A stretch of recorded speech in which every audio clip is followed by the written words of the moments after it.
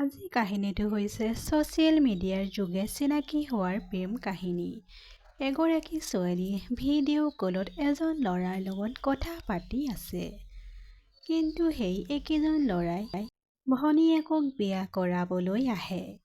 অনুগ্ৰহ কৰি শেষলৈকে কাহিনীটো শুনিব। মোৰ নাম লুনা। বৰ্তমান মই কলেজৰ শেষ বৰ্ষত পঢ়ি আছোঁ। আমি এটা মধ্যবিত্ত পৰিয়ালৰ আছিলোঁ। মোৰ ডাঙৰ ভনীৰ নাম জিয়া। জিয়া ভনীয়ে পঢ়া-শুনা সম্পূৰ্ণ কৰিছে আৰু এতিয়া তেওঁ ভাল চাকৰি এটাও পাইছে। মোৰ জীৱনত ৰোহন নামৰ ল'ৰা এটা আছিল। আমি ছ'চিয়েল মিডিয়াত লগ হৈছিলোঁ। ছ'চিয়েল মিডিয়াত প্ৰেম কেনেকৈ হ'ব পাৰে, ময়ো আগতে এনেকৈয়ে ভাবিছিলোঁ। কিন্তু ছ'চিয়েল মিডিয়াৰ জৰিয়তে যেতিয়া প্ৰেমত পৰিলোঁ, তেতিয়াই বুজিলোঁ যে যিকোনো ঠাইতে প্ৰেম হ'ব পাৰে। ৰোহনৰ অনুৰোধ। মোৰ ছ'চিয়েল মিডিয়াত সাধাৰণতে এনেকুৱা অনুৰোধ মই সোনকালে গ্ৰহণ নকৰোঁ। কিন্তু ৰোহনৰ প্ৰফাইল পিকটো বৰ ভাল আছিল। তেওঁ স্মাৰ্ট আৰু ভাল শিক্ষিত আছিল। গতিকে অলপ সময়ৰ ভিতৰতে মই তেওঁক ছ'চিয়েল মিডিয়াত মোৰ বন্ধুৰ তালিকাত যোগ কৰিলোঁ। আগতে আমাৰ মাজত আড্ডা আৰু মেছেজৰ জৰিয়তে কথা পতা হৈছিল। এই সময়ছোৱাত তেওঁ কেতিয়াও মোৰ নম্বৰটো বিচৰা নাছিল। আনহাতে মই বিচাৰিছিলোঁ যে তেওঁ তেনেকুৱা কৰক, কিয় তেওঁৰ লগত কথা পাতিব বিচাৰিছিলোঁ।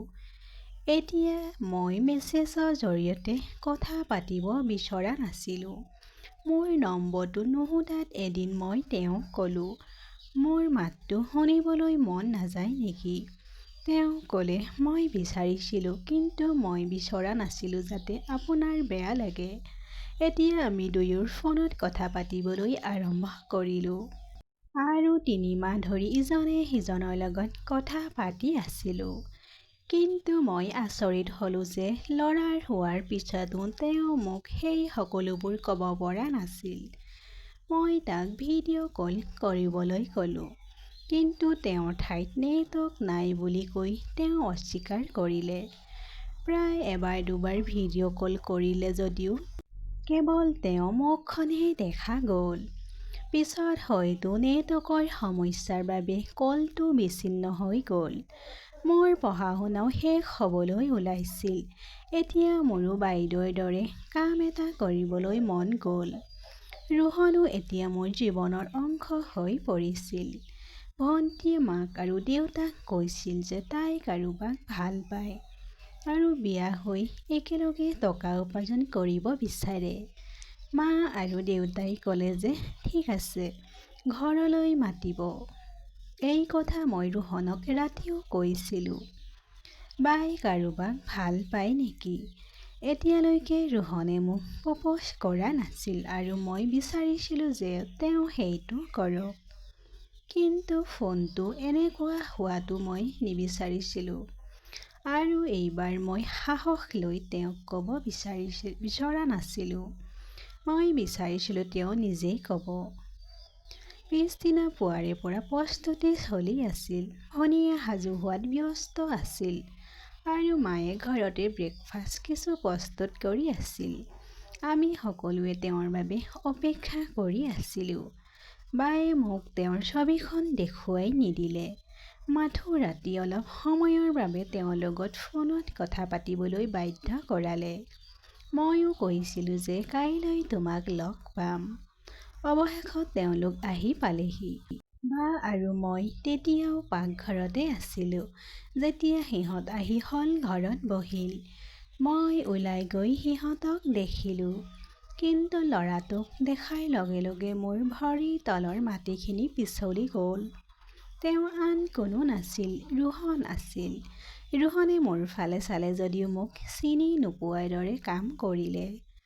মোৰ লগত কেইবামাহো ধৰি কথা পাতি থকা ৰোহনক বিয়া পাতিবলৈ ওলাইছিল মোৰ ভনীয়ে। এক প্ৰকাৰে আমি অনলাইন ডেটিং কৰি আছিলোঁ। ঠিক সেই মুহূৰ্ততে ৰোহনক ফোন কৰিলোঁ যদিও তেওঁৰ নম্বৰটো ছুইচ অফ হৈ গ'ল। আমাৰ পৰিয়ালৰ লোকে ৰোহনক ভাল পাইছিল। যেতিয়া সিহঁত যাবলৈ আৰম্ভ কৰিলে, মই আকৌ এবাৰ ৰোহনৰ সন্মুখলৈ গ'লো যদিও তেতিয়াও সি মোক চিনি নোপোৱাৰ দৰে ভাও ধৰি আছিল। মোৰ বা বৰ সুখী হৈ পৰিল। মোৰ পৰিয়ালে ৰোহনক ভাল পাইছিল যদিও মই ভাবি আছিলোঁ এই বিষয়ে ভনীক ক'ব লাগে নে নাই। ৰাতি আকৌ ফোন কৰিলোঁ, কিন্তু ফোনটো আকৌ ছুইচ অফ হৈ গ'ল। তেওঁ নিজৰ ছ'চিয়েল মিডিয়াৰ একাউণ্টবোৰ ডিলিট কৰি পেলাইছিল। যিজন ব্যক্তিৰ লগত মই প্ৰেমত পৰিছিলোঁ, তেওঁ এতিয়া মোৰ ডাঙৰ ভনীক বিয়া কৰাবলৈ ওলাইছিল। ময়ো ভাবিলোঁ যে যদি মোৰ ভনীয়ে সুখী হয় তেন্তে ময়ো এই কথাটো পাহৰি যাম। আৰু আমাৰ মাজত এনেকুৱা একো হোৱা নাছিল। আমিও লগ পোৱা নাছিলোঁ। সেই নিশা মই মোৰ ছ'চিয়েল মিডিয়াৰ একাউণ্টবোৰ ডিলিট কৰি দিলোঁ। ৰাতি তেওঁৰ কথা ভাবি আছিলোঁ আৰু যেতিয়াই তেওঁৰ কথা ভাবিছিলোঁ তেতিয়াই ভনীৰ মুখখন চকুৰ সন্মুখত আহিছিল। মোৰ পৰিয়ালৰ লোকে ভনীক বিয়াৰ তাৰিখ চূড়ান্ত কৰিবলৈ চেষ্টা চলাইছিল। ঘৰখনত বিয়াৰ পৰিৱেশ গঢ় লৈ উঠিবলৈ আৰম্ভ কৰিছিল। ভনীয়ে মোৰ মৌনতা বুজি পালে। এদিন তেওঁ মোক সুধিলে, কি হ'ল, ৰোহনক ভাল নালাগে নেকি? মই তাইক কিয় এই কথা সুধিছে বুলি সুধিলোঁ। আৰু তাই ক'লে যে আপুনি তেওঁক লগ পোৱাৰ আগতেই বহু কথা পাতিছিল যে মই এইটো কৰিম আৰু ক'ম, কিন্তু তেওঁ ঘৰলৈ অহাৰ পৰা আপুনি একো কোৱা নাই। কি কথা? মই ভাবিলোঁ যে এবাৰ ভনীক সঁচা কথা ক'ব লাগিব। আটাইবোৰ কথা পাছতো তাইৰো জীৱনৰ প্ৰশ্ন, তাই হয়তো ভুল মানুহৰ লগত আবদ্ধ হৈ পৰিব।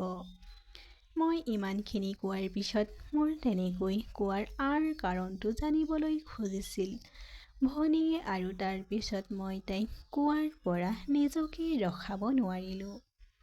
মই তাইক গোটেই কথাখিনি ক'লোঁ। আনকি ভনীয়ে বিশ্বাস কৰা নাছিল, কিন্তু তাই জানে যে মই মিছা নকওঁ। ভনীয়ে মোক লগ কৰিবলৈ ৰোহনক ফোন কৰিছিল আৰু ময়ো তাইৰ লগত আছিলোঁ। ৰেষ্টুৰেণ্ট এখনত লগ হওঁ। ভনীৰ মুখখন শ্লান হৈ পৰিছিল। অহাৰ লগে লগে ৰোহনে হাই ক'লে। বায়ে তাইক পোনপটীয়াকৈ সুধিলে, লুনাই কিবা এটা কৈছে? তেতিয়াও ৰোহনে মোক চিনি নোপোৱাৰ দৰে ভাও ধৰি আছিল। বায়ে কৈছিল যে তুমি লুনাৰ লগত অনলাইন ডেটিং কৰিছিলা। সেইটো ছমাহ ভিডিঅ' কলতো তাইৰ লগত কথা পাতিছিলা। এই কথা শুনি ৰোহনে অলপ সময় মনে মনে থাকিল আৰু তাৰ পিছত তেওঁ মোক এনেকুৱা এটা কথা ক'লে যিটো মই ভবাও নাছিলোঁ। ৰোহনে ক'লে যে লুনাৰ লগত ডেটিং কৰা তেওঁ নহয়, তেওঁ ৰান্ধনীহে ডেটিং কৰিছিল। তাৰ ঘৰলৈ এজন ল'ৰা আহিছিল। তাৰ ৰান্ধনী ৰাজু নাম, যিয়ে তাৰ আৰু তাৰ ৰুমমেটৰ বাবে খাদ্য ৰান্ধিছিল। সেই ল'ৰাটোৱে ছ'চিয়েল মিডিয়াত ৰোহনৰ নামৰ আৰু ছবিৰে আইডি খুলিছিল।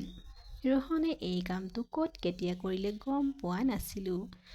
ল'ৰাটো ভাল আছিল, কিন্তু যেতিয়া মই তোমাক চাবলৈ তোমাৰ ঘৰলৈ আহিবলৈ ওলাইছিলোঁ, তাৰ পিছত আপোনাৰ প্ৰফাইল বন্ধুসকলক দেখুৱালোঁ। সেই সময়ত সেই একেটা প্ৰফাইলতে তোমাৰ ভনীও আছিল। সেইদিনা ৰাতি সি নিজৰ ঘৰলৈ যাম বুলি ক'লে আৰু যোৱাৰ সময়ত তেওঁ ক্ষমা বিচাৰি আছিল যে তেওঁ মোৰ নামত এই কামটো কৰিলে আৰু মোৰ ফটো তাত ৰাখিলে।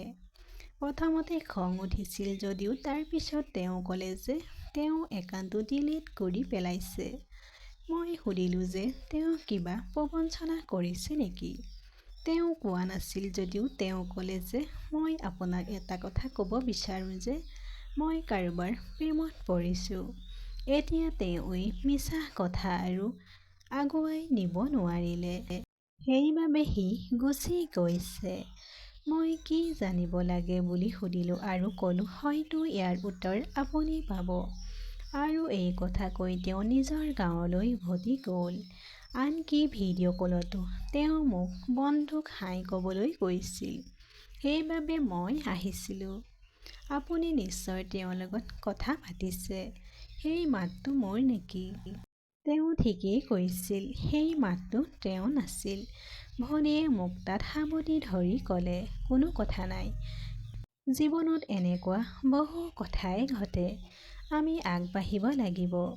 ভুৱা পৰিচয় লৈ মোৰ লগত কথা পাতিলেও তেওঁ কোৱা কথাবোৰ সঁচা আছিল।